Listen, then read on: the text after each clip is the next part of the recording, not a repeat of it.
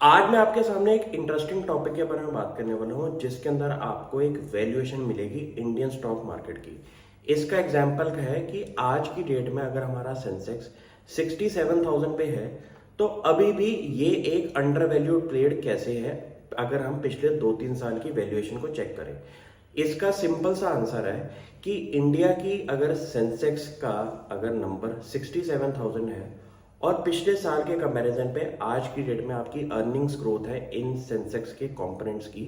तो आज की डेट में इसका पी रेशियो बन रहा है 24.7 का। और इस नंबर को अगर लास्ट ईयर के साथ अगर मैं कंपेयर करूं तो जब सेंसेक्स हमारा 58,000 था जनवरी 2022 के अंदर, तब हमारी पी रेशियो बन रही थी 28 की। और इसको और पीछे अगर लेके जाऊं, जब सेंसेक्स हमारा 48,000 था और अप्रैल 2021 की अगर मैं बात करूं, तब हमारी पी रेशियो थी 33 की। तो इतना आपको पता चल गया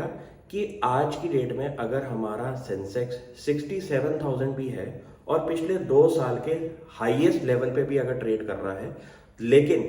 इंडिया की अगर पी रेशियो उन सेंसेक्स वाले इंडिकेटर पे अभी भी अगर लॉन्ग टर्म एवरेज में पिछले 2 साल पे अगर चेक करेंगे तो कम आ रही है, तो ये अभी भी एक अंडर वैल्यूड प्ले बन रहा है।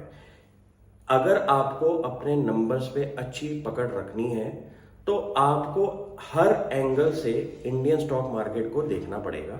कि इंडियन स्टॉक मार्केट की लॉन्ग टर्म एवरेजेस क्या चल रही हैं।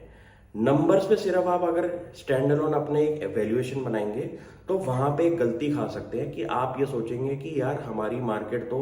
58,000 से 67,000 हो गई है, अब ये सेल करने का टाइम है।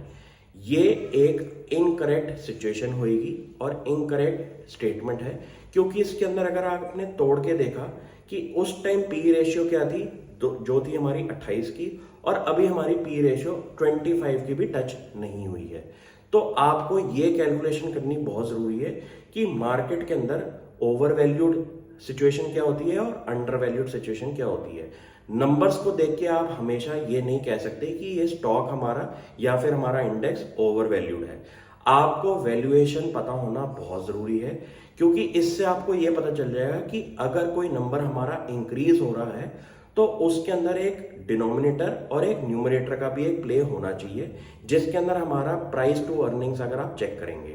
प्राइस हमारा 67,000 है, लेकिन नीचे की जो अर्निंग्स है वो अगर लास्ट ईयर के कंपैरिजन पे काफी तेजी से ग्रो हो रही है, तो इसलिए वो जो पी रेशियो 24.7 की आ रही है वो आपको अंडर वैल्यूड प्ले दिखाई दे रहा है।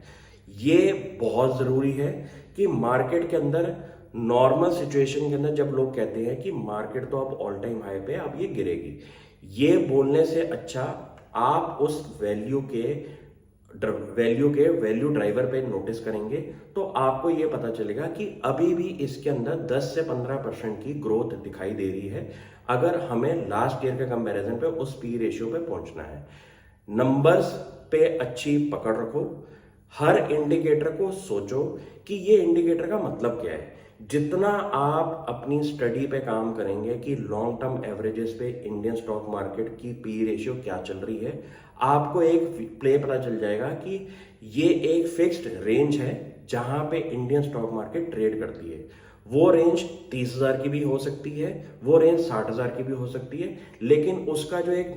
कॉमन एवरेज पॉइंट है जो कि लॉन्ग टर्म एवरेज होती है पी रेशियो की, उसको ध्यान से नोटिस करना चाहिए। अगर आज की डेट में हमारी वो पी रेशियो लेट सपोज किसी टाइम पीरियड पे 30 की हो जाती है और इंडिया की स्टॉक मार्केट पिछले 15-20 साल की अगर हम पी रेशियो एवरेज ले रहे हैं और वो हमारी लेट सपोज है 28 की, तो इतना पता चल जाएगा कि उस लेवल पे Indian stock market over value होना शुरू हो चुकी है।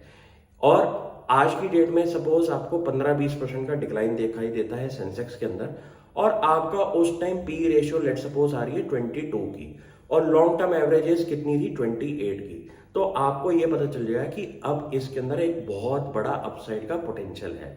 इन नंबर्स को खुद भी स्टडी करें और एनालाइज करें और मुझे बताएं। Thank you.